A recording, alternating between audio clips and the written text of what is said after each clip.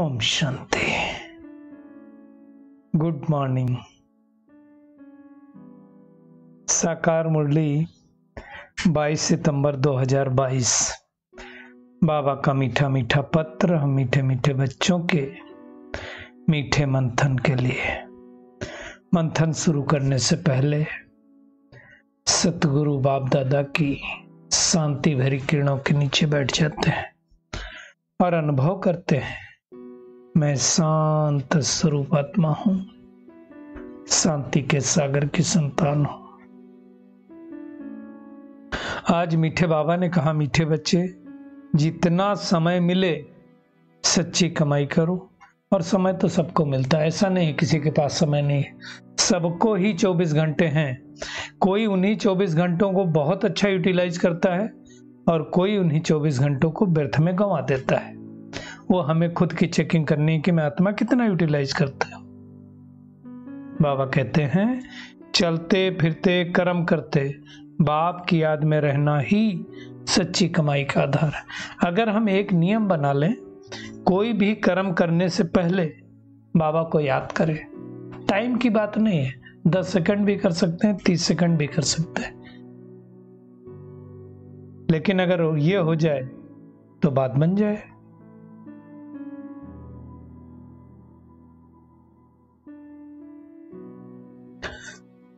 इसमें कोई तकलीफ की भी बात नहीं है कि हमको कोई तकलीफ हो रही है ना।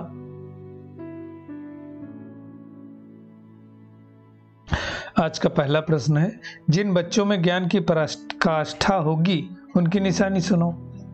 बाबा कहते, जिनमें ज्ञान की पराकाष्ठा होगी उनकी समस्त कर्मेंद्रियां शीतल हो जाएंगी, एकदम शांत, कोई हलचल नहीं है। कोई कुछ कहेगा ना तो भी जवाब नहीं देंगे।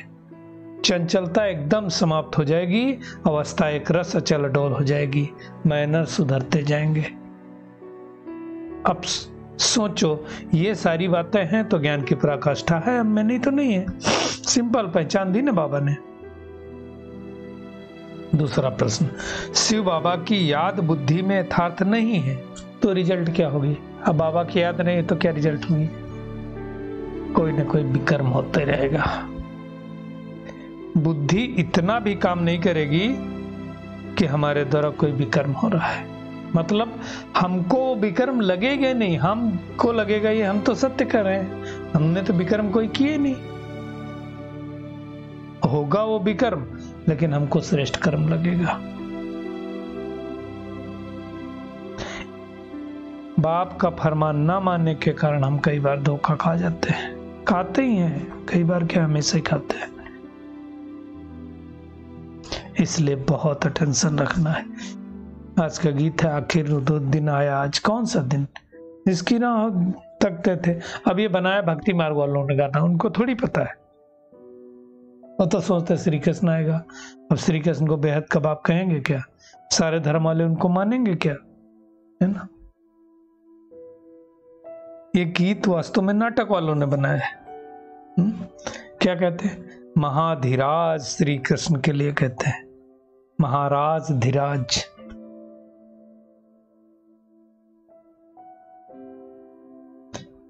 बाबा कहते, मैं तो नहीं बनता हूं, तुम बच्चों को मैं बनाता हूं, लेकिन फिर भी इन गीतों से कुछ ना कुछ तो अर्थ निकलता है ना।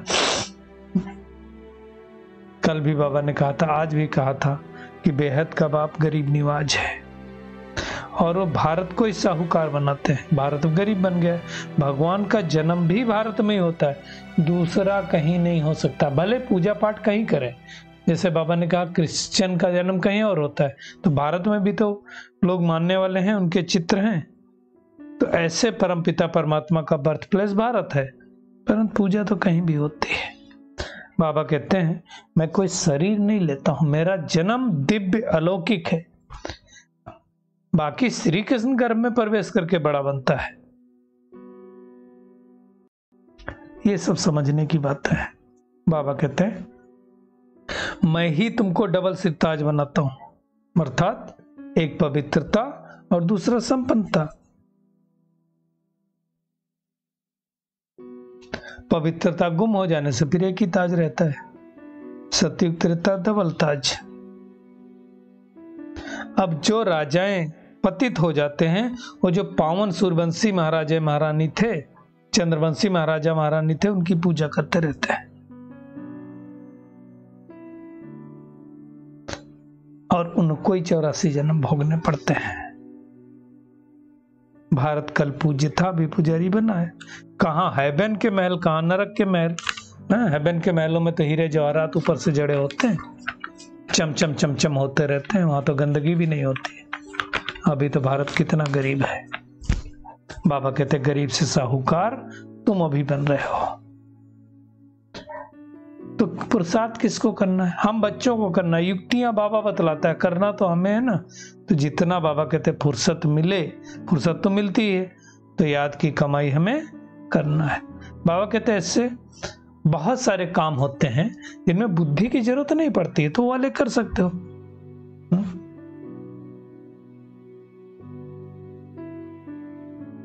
बाबा ने कहा कहीं घूमने फिरने जाओ, याद करते रहो। क्यों याद करते रहो? क्योंकि हम बच्चे जानते हैं हमको बेहद के बाप से बेहद का वर्षा लेना है। इसमें और कोई तकलीफ की बात नहीं। बाबा ये भी नहीं कहता घर छोड़ो, ये भी नहीं कहता खाना न खाओ, सब कुछ करो लेकिन याद करो। दूसरे सत्संगों में ऐसा थोड़ी होता है।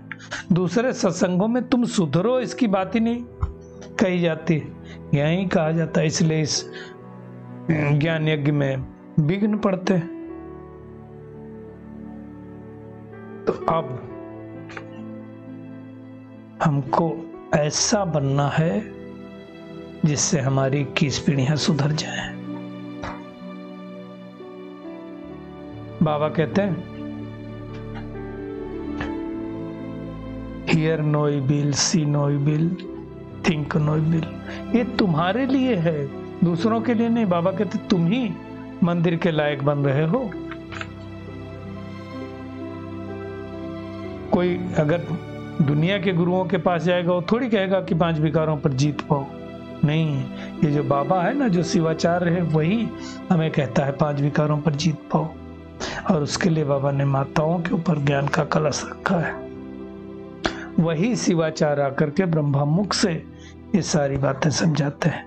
बाबा कहते तुम्हारा पुरुषार्थ ही है नरकवासी को स्वर्गवासी बनाना। दुनिया वाला स्वर्गवासी नहीं, इसमें नहीं कहते अरे स्वर्गवासी हो गए हो, नहीं, स्वर्ग में सच्चा सच्चा निवास करने लायक। बाबा कहते ही धंधा करो। हर आत्मा चाहती स्वर्ग की चाह न रखना, क्योंकि कोई जब शरीर छोड़ता तो कहते स्वर्गवासी हुआ। बुलाते भी हैं तो भाई नरक के खाने फिर क्यों खिला रहे हो? उनको कोई पवित्र भोजन थोड़ी मिलता है। हाँ, बाबा कहते हैं जो यहाँ शरीर छोड़ते हैं और जिनको ब्रह्मा भोजन खिलाया जाता है, उनको तो पवित्र भोजन मिलता है।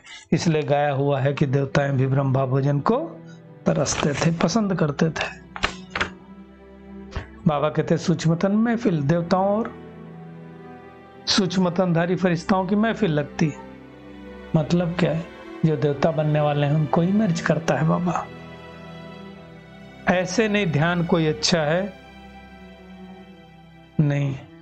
और योग को ध्यान नहीं कहा जाता है, और ध्यान को योग नहीं कहा जाता है। ध्यान अलग चीज है, योग अलग चीज है। बाबा कहते तो एक रस्म रिवाज है योग लगाने की, लेकिन दुनिया के मनुष्यों की रस्म रिवाज और हम संगम योगी ब्राह्मणों की रस्म रिवाज में रात दिन का फर्क है। और तो सूक्ष्मतन में बाबा जाकर के खिलाता है।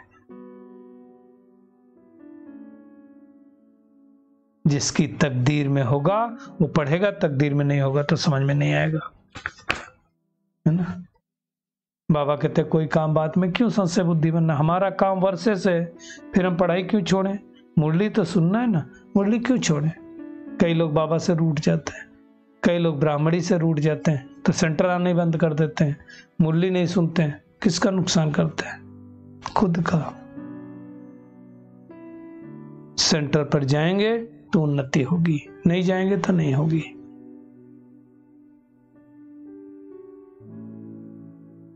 तो बाबा कहते हैं मिलिट्री वालों को भी समझाते हैं कि तुमको ये सर्विस करनी है। हाँ भले वहां बाबा कहते कई बार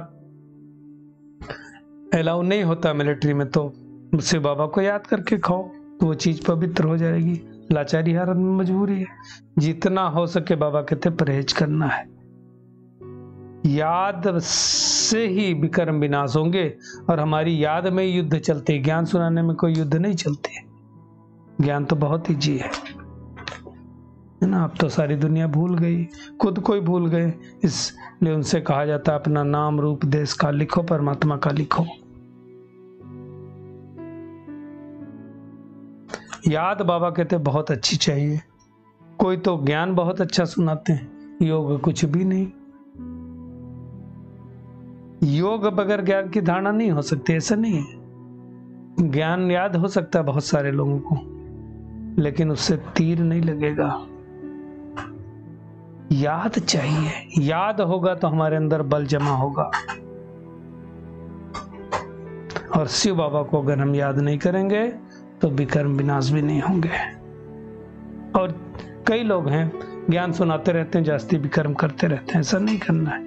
फरमान बाबा का ना मानना ये सबसे बड़ा पाप है ना। तो शिव बाबा का फरमान मानेंगे तो हम आगे बढ़ते जाएंगे। सुनाना तो बहुत सहज, सबसे सहज काम होता है दूसरे को उपदेश देना। इसलिए गायन भी है, पर उपदेश कुशल बहु तेरे। दूसरे को देते रहो उपदेश, खुद करना वो मेहनत का काम है। बाबा ने समझाया, तुम स्कूलों में भी जाकर समझा सकते हो। ये बेहद हद की हिस्ट्रीजोग्राफी बेहद की समझाओ, हद की समझाओ, बेहद की भी समझाओ। बेहद को तो जो वो जानते ही नहीं। बाबा कहते हैं लक्ष्मी नारायण का राज्य था, उनको बताओ अब कहाँ गया और राज्य, अब तो है ही नहीं, है ना। तो ये बातें अच्छी तरह से समझाओ। चक्र कैसे फिरता है वो भी बताओ। बाबा कहते तुम बच्चे ही जानते हो सुदर्शन चक्र कैसे फिरता है ना। किसी को समझाओ 7 रोज तेरी बुद्धि में आएगा। बाबा ने कहा तुमको सर्वगुण संपन्न यहां ही बनना है। कहां? यहां अभी, है ना। बाप को पूरा याद नहीं करेंगे तो पूरे विक्रम विनाश नहीं होंगे, तो डबल सिरताज भी नहीं बन पाएंगे। तो हमें याद करना है। बाबा गरीब निवाज रहम दिल है, हम बच्चों को खास और दुनिया आम को समझाता है। मैं तो हमारे लिए बाबा है ना। बाबा कहते इन पर्टिकुलर खास हम सुखधाम में जाते हैं, दुनिया आम मुक्ति धाम में जाती है। सतयुग में लक्ष्मी नारायण का राज्य था ना, उसके बाद इस्लामी बौद्ध आया, आदि सनातन देवी दूता धर्म तो रहा नहीं, है ना। इसको देखना है तो बड़का झाड़ बाबा कहते कलकत्ते में जाके देखो, फाउंडेशन नहीं है, झाड़ खड़ा है। तो हमें क्या करना है, अब जितना हो सके सच्ची कमाई करनी है। बाप और वर्षे को याद करते रहना है। कभी भी संशय में आके पढ़ाई नहीं छोड़नी है, ना तो बाबा का घर, ना तो मुरली, ना तो सेंटर। एक बाप से ही सुनना है, बाकी जो पढ़ा उसे भूल जाना है। आज का बाबा का वरदान है, बाप की छत्र छाया के नीचे रहे, माया की छाया से बचने वाले सदा खुश और बेफिक्र भव। बाबा कहते हैं माया की छाया से बचने का साधन है बाप की छत्र छाया। छत्र छाया में रहना अर्थात खुश रहना। बाबा की छत्र छाया में तो हम खुश हैं। सब फिकर बाप को दे दिया। अब जिनकी खुशी गुम होती है, कमजोर हो जाते हैं, उन पर माया की छाया का प्रभाव पड़ता है। तो समझ लें हम बाप की छत्र छाया में नहीं है, क्योंकि कमजोरी माया को अवमान करती है। अगर सब भी माया की छाया पड़ गई तो परेशान होते रहेंगे, युद्ध करनी पड़ेगी। इसलिए सदा बाप की छत्र छाया में रहो। याद ही छत्र छाया है, समझ लेने का स्लोगन है। जिनका मुरली से प्यार है वही मास्टर मुरलीधर है। कोई कहे हमारा मुरली से प्यार नहीं है, मुरलीधर बाबा से प्यार है, तो बाबा नहीं मानेगा। चलिए परमात्मा किरणों के नीचे बैठ जाते हैं और अनुभव करते हैं, मैं पद्मा पदम भाग्यशाली आत्मा हूं, परमात्मा की छाया में रहने वाली, माया की परछाया को दूर से भगाने वाली, कोटों में कोई आत्मा हूं, एक बाप से प्यार रखने वाली, एक बाप से ही सुनने वाली, बाप और इर्से को याद करने वाली, कोटों में कोई आत्मा हूं, चलते फिरते उठते बैठते सच्ची कमाई करने वाली, ज्ञान की पराकाष्ठा को धारण कर सर्व कर्मेंद्रियों को शीतल बनाने वाली एक रस अचल अडोल आत्मा। शुक्रिया मीठे प्यारे बाप दादा, शुक्रिया आप सभी का इस मीठे मंथन के लिए। ओम शांति।